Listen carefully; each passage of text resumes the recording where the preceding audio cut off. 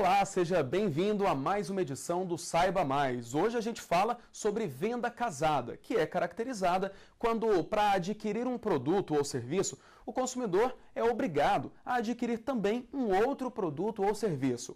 Essa prática é expressamente proibida pelo Código de Defesa do Consumidor. Para falar sobre isso, nós convidamos o advogado Isley Dutra, ele que é advogado de Direito do Consumidor.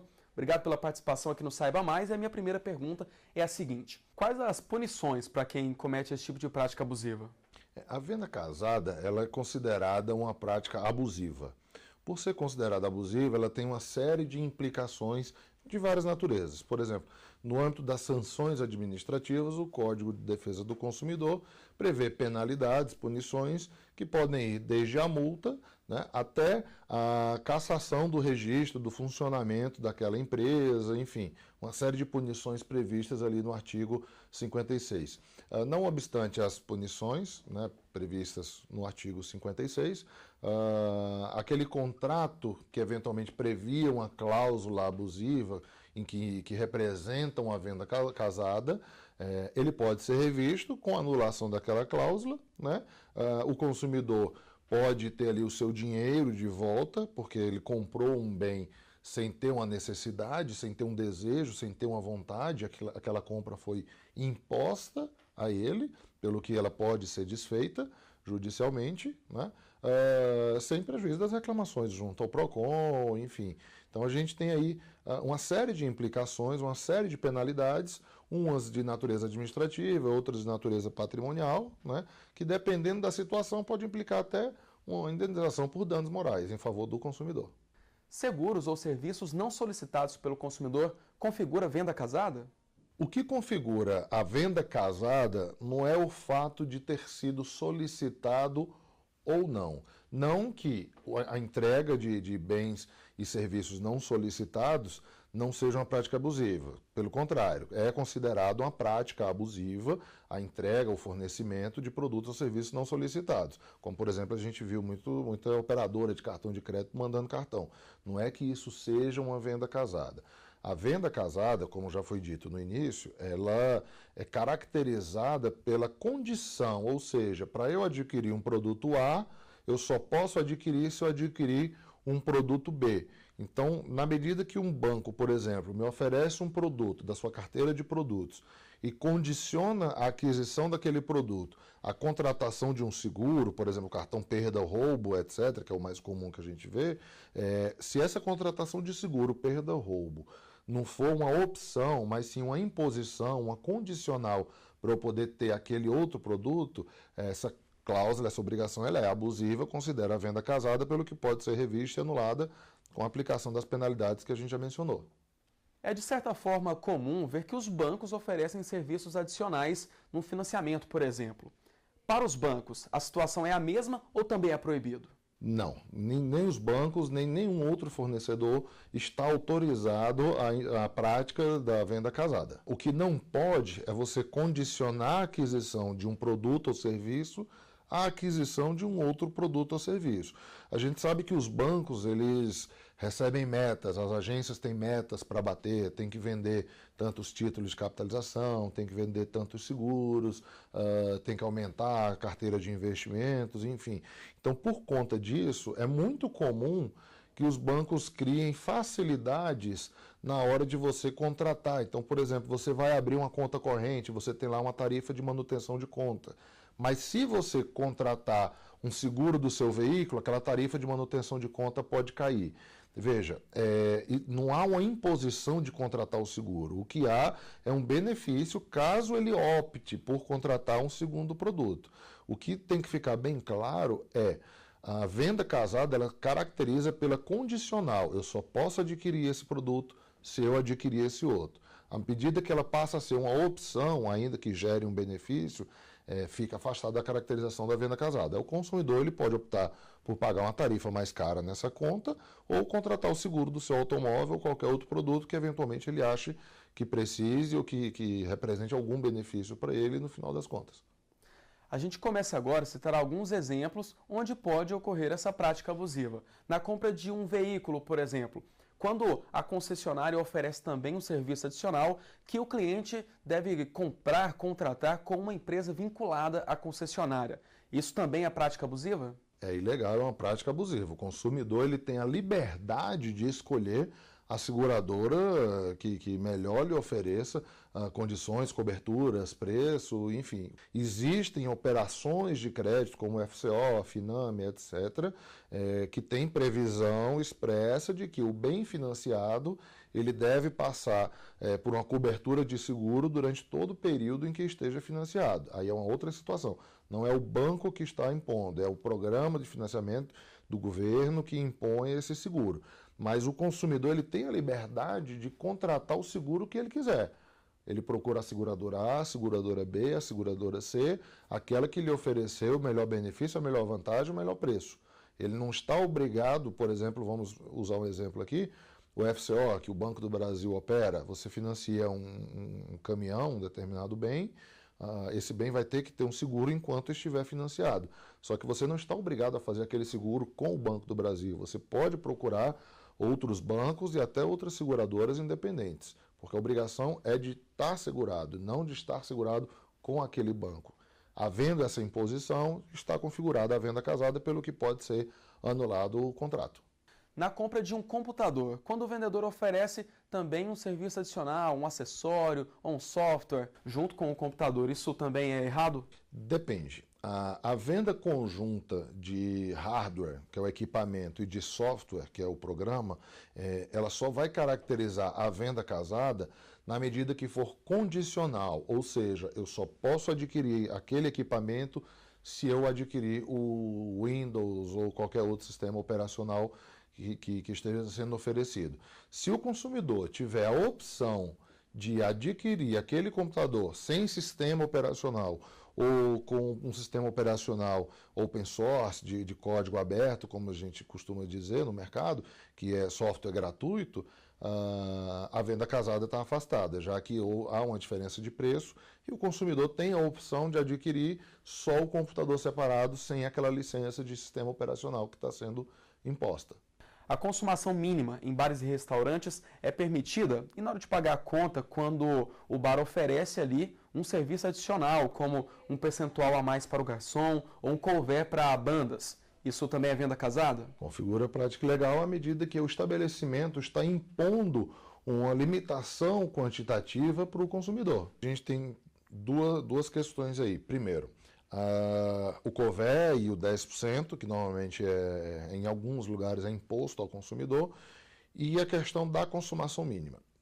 Sobre o 10% do garçom, enfim, isso já está definido que não pode ser cobrado. É uma opção do consumidor. Se ele achar que foi bem atendido, ele dá uma gorjeta, que por prática de mercado é sugerido em 10%. Mas o consumidor ele não é obrigado a pagar aquilo. Em relação ao couvert artístico, aquela informação tem que estar ostensiva no estabelecimento antes do consumidor iniciar ali o recebimento de produtos e serviços daquele estabelecimento. Você não pode avisar depois que ele senta, faz um pedido, começa a consumir e avisa depois que existe uma cobrança de consumação. A informação tem que ser antes. Em relação à consumação mínima, a gente tem um problema que está descrito lá no artigo 39 do CDC, que a consumação mínima ela implica uma limitação quantitativa. O estabelecimento ele não pode dizer o mínimo que eu devo consumir. O consumidor ele vai utilizar do produto ou do serviço dentro das suas necessidades. Ele vai consumir o produto que ele achar necessário. Se eventualmente o comerciante ele argumenta que tem um determinado consumidor, um determinado público que não consome o suficiente para manter a operação, isso é risco do negócio, isso é risco da operação dele. Ele não pode transferir esse ônus, esse risco para o consumidor, é o risco da atividade dele.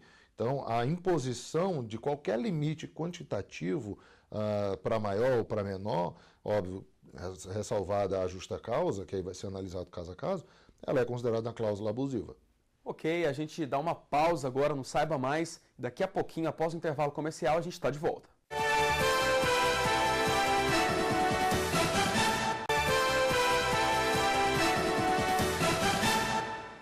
Voltamos com o Saiba Mais, falando sobre venda casada. Conosco, o advogado Isley Dutra. Minha próxima pergunta é a seguinte: assinatura básica de telefonia. As empresas muitas vezes oferecem um serviço de internet ou TV a cabo adicional. Isso também é venda casada? Não configura venda casada. Muito se discutiu a respeito da assinatura básica, principalmente na telefonia fixa, mas a matéria já foi pacificada no STJ, que editou a súmula 356, prevendo expressamente a legalidade da cobrança da assinatura básica na telefonia fixa, né? Na telefonia móvel, a tarifa básica ela já foi abolida do mercado. O que tem se adotado como uma prática mercadológica no âmbito da telefonia móvel são pacotes de consumo, onde o consumidor contrata um determinado volume de minutos, uma determinada quantidade de minutos para falar, associada a um determinado volume de dados para navegar, de repente até um outro serviço atrelado. Ele monta um pacote e vai consumir dentro daquilo ali que seria a real necessidade que ele teria identificado. Mas isso não é assinatura básica. Por não ser assinatura básica, não configura uma venda casada. Repetindo, a venda casada somente seria aquilo que é imposto ao consumidor, aquela compra, aquela contratação imposta ao consumidor, para que ele possa adquirir aquele produto que ele deseja. Usando o exemplo da telefonia, para você adquirir um determinado telefone ou um smartphone, que está muito na moda, que vende bastante, você ser obrigado, por exemplo, a contratar uma TV a cabo, por exemplo, ou qualquer coisa, isso seria sim uma venda casada. Eu não quero a TV por assinatura, eu só quero o telefone, eu só quero o serviço de dados e voz, eu não quero TV por assinatura. Então, a partir do momento em que, para adquirir aquele celular que eu quero, aquele serviço que eu quero, eu seja obrigado, eu seja compelido a adquirir um outro serviço, a TV por assinatura, no nosso caso, está mais que caracterizada a venda casada, a cláusula abusiva, né, a abusividade da conduta da empresa, pelo que vai ser penalizada, punida, até podendo vir até a cassar o registro de funcionamento sem prejuízo das reparações materiais. Agora um exemplo no setor têxtil, quando a pessoa vai comprar um terno, mas ela quer comprar apenas o paletó, só que a loja impõe que a pessoa deve comprar também a calça. Essa compra conjunta, ela é considerada venda casada também? Não necessariamente. Por quê? Como a gente mencionou, o grande ponto-chave da venda casada é a condicionante, né? Quando você fala em terno, o terno é o conjunto. O terno é o conjunto paletó e calça. Existem lojas que vendem, mas outras que não vendem. Fazendo um comparativo, seria a mesma coisa de você entrar numa loja de ferragens, ver uma caixa de ferramentas que você gostou e querer adquirir só uma ferramenta que está ali dentro da caixa. O produto é a caixa de ferramenta, não são as ferramentas pura e simples e isoladamente. Então, o produto é o terno, é o paletó com a gravata junto, é um conjunto que forma um único produto. Óbvio, você tem lojas de ferragens que vendem as ferramentas avulso, assim como você tem lojas de terno que vendem as peças em avulso. Mas você vender o produto único, mesmo que ele seja composto de dois produtos que separados constituem um outro produto que também são de uso comum e podem ser utilizados, não necessariamente vai configurar uma venda casada. O tradicional pague 2 e leve 3 é proibido ou permitido? O Pague 2, Leve 3, ele não configura venda casada. Ele é uma prática comercial com vistas a fomentar o comércio, a estimular as vendas. O consumidor ele não está obrigado a levar 3 produtos. Se ele chegar e tiver a opção de chegar, não, eu só quero 2. Por exemplo, às vezes pode soar estranho a pessoa dizer, não, eu não quero 3, mesmo que seja de graça. Mas muitas vezes aquela pessoa, dependendo do produto, ela tem um problema de espaço dentro de casa. Ela não tem onde acondicionar aquele produto.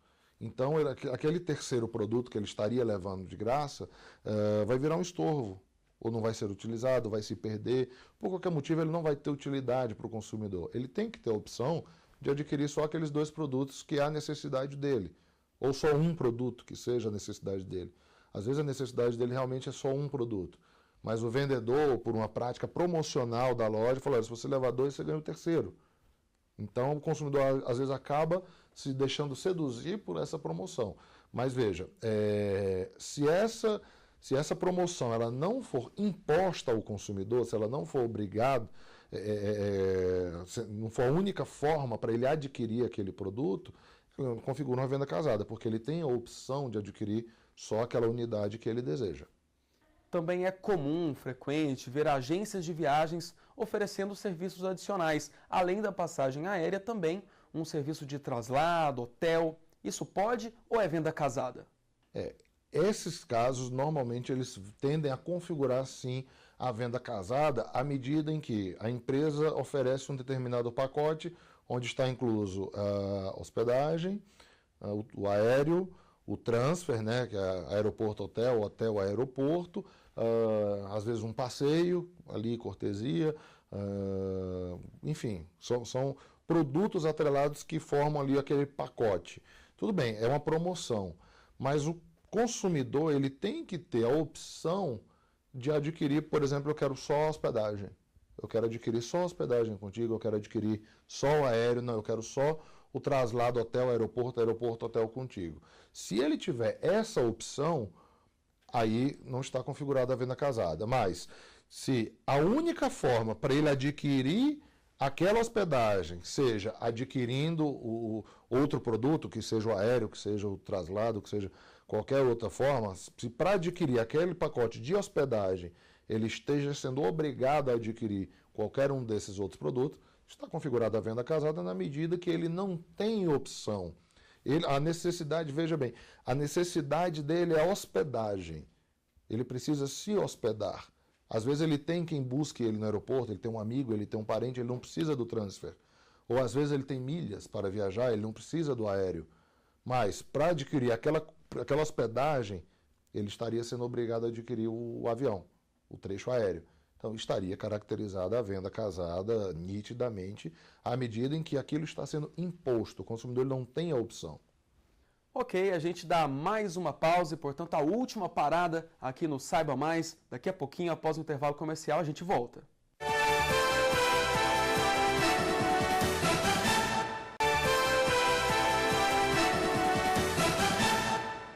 Voltamos com o Saiba Mais de hoje, falando sobre venda casada. Vamos agora para a última etapa do nosso programa. Conosco, o advogado Isley Dutra. Bom, a gente até agora citou aqui vários exemplos de relação de consumo, né? Vários exemplos de vendas que possivelmente configuram a venda casada, como o senhor explicou aqui. Mas como que o consumidor deve proceder, então, quando ele desconfia de alguma situação que afeta os direitos dele? Qual que é o procedimento? O principal ponto a ser analisado pelo consumidor é verificar o quê?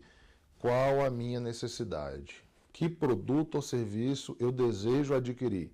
Por exemplo, ele vai numa loja de telefonia, uma operadora de telefonia nas lojas próprias. Ele quer adquirir um determinado iPhone. Ele consegue um determinado telefone. Ele consegue adquirir aquele telefone sem habilitá-lo naquela operadora? De repente, pegar aquele telefone e habilitar uma outra operadora? Como é que está essa liberdade? Então, o consumidor, o primeiro ponto a identificar é o quê? O que eu preciso? Qual a minha necessidade? Que produto ou serviço eu preciso, eu quero, eu gostaria de adquirir? Identificada essa necessidade, ele vai para a loja, vai para a internet, enfim, qualquer outro lugar em que ele deseja pesquisar o preço, enfim, saber as condições, conhecer o produto melhor e tentar adquirir aquele produto simplesmente pela necessidade dele. Se porventura ele for compelido ou se vir obrigado ou coagido a adquirir qualquer outro produto ou qualquer outro serviço para poder adquirir aquele produto, aquela necessidade que ele identificou, aí sim está caracterizada a venda abusiva. Então o que ele deve fazer? Ele deve registrar, ele deve se documentar, se for uma compra pela internet, dar o print da tela onde tem aquela cláusula. A gente sabe que existe uma grande companhia aérea no Brasil, onde era imposto um seguro de viagem, era um valor inexpressivo num primeiro momento, era um valor irrisório, mas quando você multiplica esse valor por todos os que usavam essa companhia aérea, você está falando uma vantagem absurda e por ser ilegal, por ser abusiva, por não dar ao consumidor a opção de desmarcar aquela opção, né, como acontece hoje, é uma prática abusiva. Então, se for uma compra pela internet, ele deve printar essa tela, se documentar por e-mail, manda e-mail, consulta. Mas, por exemplo, se eu quiser adquirir só o telefone, se eu não quiser adquirir esse seguro, se eu não quiser adquirir esse plano, se eu não quiser adquirir a capa do telefone, enfim, qualquer outro produto ou serviço que estiver sendo imposto, ele consulta a empresa via e-mail para se formalizar, se documentar, e aí, dependendo da resposta, ele já está municiado de documentos para bater a porta do judiciário, bater a porta do PROCON, né, cada um dentro da sua esfera de atuação, para a aplicação das sanções administrativas ou anulação da cláusula, dano moral, enfim, conforme o caso. A proibição da venda casada é uma garantia ao consumidor? Exatamente. O artigo 6º do Código de Defesa do Consumidor, ele traz lá um rol de proteções e de garantias aos consumidores, como, por exemplo, a ampla informação, a informação clara, a proteção à saúde, à segurança, a questão da nocividade, enfim, uma série de garantias, dentre as quais se encontra lá no inciso 4º do artigo 6º, a proibição de práticas comerciais consideradas coercitivas. Então, a venda casada, na medida em que o consumidor ele é coagido, ele é compelido, ele é obrigado a adquirir um segundo produto ou serviço como uma condicional para adquirir aquele produto ou serviço que representa a necessidade dele, a vontade dele, estamos diante de uma prática coercitiva, de uma prática comercial coercitiva, tida como abusiva na medida em que o fornecedor ele está se valendo de uma posição comercial. Eu tenho o produto, você tem o produto, eu tenho o produto que você quer. E para eu te vender tem que ser isso. Isso é prática abusiva. A limitação de quantidades, como a gente mencionou anteriormente, enfim, qualquer limitação ao direito do consumidor, à sua vontade, da aquisição, ressalvadas as hipóteses pontuais, ela configura uma prática abusiva. Então, a venda casada ela é uma prática comercial abusiva, ela é coercitiva na medida em que o consumidor fica sem opção, ou adquire, né? Pelo que representa assim, uma proteção, uma das mais importantes proteções ao consumidor previstas no nosso Código.